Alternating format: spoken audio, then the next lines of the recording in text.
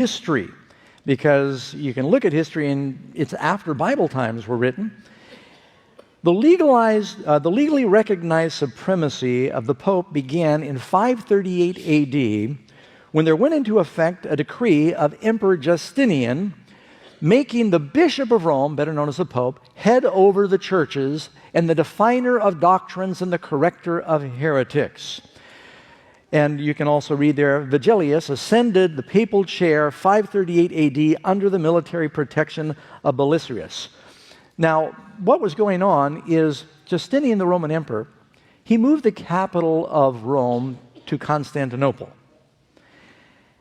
He made the Pope in Rome the leader of the church, and he gave him a military and called him the corrector of heretics so that he could now use civil power to enforce the religion. Did Jesus ever say that, you're supposed to use civil power to make people believe? That's a very important point. I'll say more about that a little later. This was a turning point. That happened in 538, where the Christianity suddenly became a power that began to persecute where it used to be a power motivated by love. Jesus said, "Follow me." Someone didn't want to follow him. They turned and they walked away. And so I think that you all understand that was a change.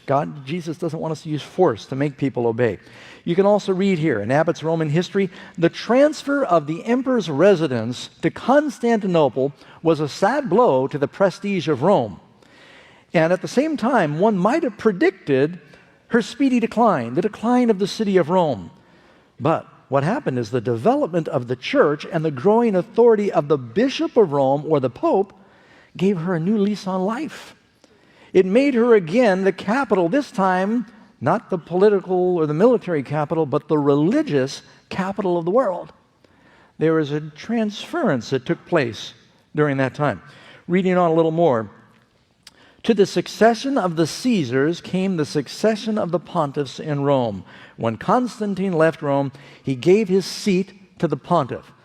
Now, that's interesting quote from history, because you can actually read in the Bible in Revelation 13, it says that the beast power receives its seat from the dragon. The Roman power, ruled by the Caesars, left town and said, "We're going to vacate our throne here, but you can have our throne. We're moving to another town." And instead of Rome being the power that ruled the world with civil power, military power, now it was ruling through religious power.